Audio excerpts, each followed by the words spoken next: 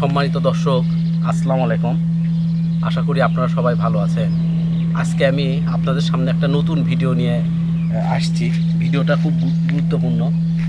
আবহাওয়াটা আসলে খুব গরম আজকে, মানে গা এত ঘামতিছে। কিছুক্ষণ আগে বৃষ্টি হয়ে গেল এখানে, তো আবার মনে হয় বৃষ্টি হবে। এই সময় বৃষ্টি হওয়া যাই হোক গাছের জন্য ভালো, যদি গাছের গোড়ায় সেটা না বসে।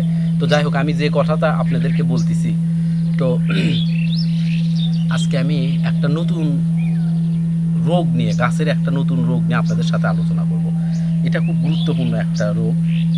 দেখেন, আমাদের দেশে এই সৌদি খেজুরটা একেবারেই নতুন। এর নানান রকমের রোগ হয় এক এক সময়। প্রত্যেকটা বছর একটা করে নতুন করে রোগ হয়। এটা আবার আমাদের বের করতে হয় যে এটা একটা রোগ, আবার তার ওষুধ বের করতে হয়। তো যাই হোক, এটা কোনো কঠিন ব্যাপার না। এখন বাংলাদেশে অনেকে চাষ করতেছে, আবার অনেকে ভিডিও করতেছে। এই একজন আরেকজনের সাথে যোগাযোগ করলে এই জিনিসগুলো মোটামুটি ভালো একটা আইডিয়া পাওয়া যায়। তো আমার এই পিসের গাছটা দেখেন, এই গাছটা দেখেন কত সুন্দর একটা গাছ। মানে এই গাছের গ্রোথটা সবচাইতে বেশি হয়েছে।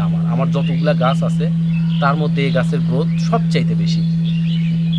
যেমন মোটা হয়েছে, আর এর বাধা আসছিল ছয়টা বাধা আসছিল, অনেক বড়। একটা তার মধ্যে আছেই, পিছনে দেখেন একটা বাধা তার মধ্যে আছে। খুবই খুবই সুন্দর আর কি, গাছটা খুব সুন্দর, সব দিক থেকে সুন্দর। এখন একটা নর্মাল একটা লোক যদি আসে, তাহলে বলতে পারবে না যে এই গাছের সমস্যা কি। এই গাছে কোনো ছত্রাকও নাই যে হলুদ হওয়া, পাতা হলুদ হওয়া, পাতার আগা মরে যাওয়া, অনেক গাছের থাকে এরকম। যাই হোক, এই গাছের সেই রকম কোনো সমস্যাও নাই। এত ভালো একটা গাছ, কিন্তু এমন একটা জটিল একটা রোগ হয়েছে, এটা যদি ঠিক মতো বুঝতে না পারতাম, গাছটা হয়তো আমার মারা যেত। আর রোগটা একেবারে নতুন, আমার বাগানে এর আগে এরকম কোনো গাছের হয়নি। এই প্রথম আমি কিছুদিন আগে এটা আবিষ্কার করছি। আমি বুঝতে পারছি কিছুদিন আগে, তারপর থেকে ওষুধ দেওয়া শুরু করছি। তো শেষে আসল মানে যে ওষুধটা বের করলাম যে কী দিতে হবে এটা। তো দেখেন, গাছটার মাঝখানে দেখেন একেবারে পাতা বড় হচ্ছে না। চারিদিকে পাতা কত বড়, কত সুন্দর। গাছের মাঝখানে পাতা একেবারেই বৃদ্ধি কমে গেছে। এর কারণ কি? এর বিশাল একটা কারণ আছে। এটা একটা অসুখ, এটা একটা ছত্রাকজনিত অসুখ। তো এটার যদি চিকিৎসা না করা হয় কি হবে?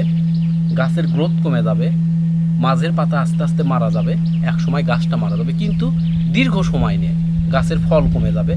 মানে যত রকমের মানে গাছটা মারা যাওয়ার আগে যত রকমের আর কি খারাপ জিনিস হওয়ার কথা, কিভাবে মারা যাবে, স্লোলি গাছটা মারা যাবে, আপনার ফল কমে যাবে, গাছের পাতা হবে না, পাতা শুকায় যাবে, অনেক রকমের রোগ গাছে আক্রমণ করবে একটা ছত্রাক থেকে।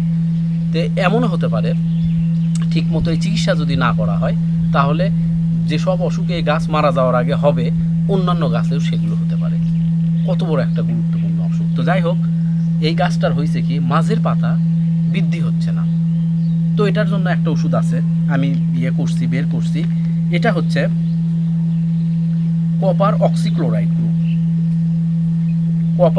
কপার এটা আমি অটোক্রপ কেয়ার লিমিটেডের থেকে কিনছি। যাই হোক, সেটা কোনো ব্যাপার না। কপার অক্সিক্লোরাইড, এই কপার অক্সিক্লোরাইড আপনার এখানে স্প্রে করতে হবে। সপ্তাহে 1 দিন বা 2 দিন করলে ভালো হয়। আমি 2 দিন করে করব, তবে 1 দিন করলেই ভালো হয়। তো এই কপার অক্সিক্লোরাইডটা দেওয়ার পরে আমার মনে হয় 1 মাসের মধ্যে ইনশাল্লাহ আগের অবস্থায় ফিরে আসবে। গাছটা এত সুন্দর, মানে আমি অবাক হয়ে গেলাম যে এই রকম গাছেও অসুখ হয়। তো খেজুর গাছ সবসময় আমাদের সাবধান থাকতে হবে, তা না ছাড়া খেজুর বাগান করা একটা কঠিন একটা ব্যাপার। তো যাই হোক, আমি কপার অক্সিক্লোরাইড এখন স্প্রে করব। রোদ খুব, বৃষ্টিও হচ্ছে, হয়তো বিকালের দিকে। এখনও স্প্রেটা করে এটা আনছি, এটা 2 প্যাকেট আনে রাখছি, এটার দাম 90 টাকা নিছে। তো আপনারা যদি গাছে এরকম হয়, স্প্রে করবেন, কোনো সমস্যা নেই, ভালো হয়ে যাবে। তো দর্শক, ভিডিওটা দেখার জন্য সবাইকে অনেক ধন্যবাদ। আসসালামু আলাইকুম।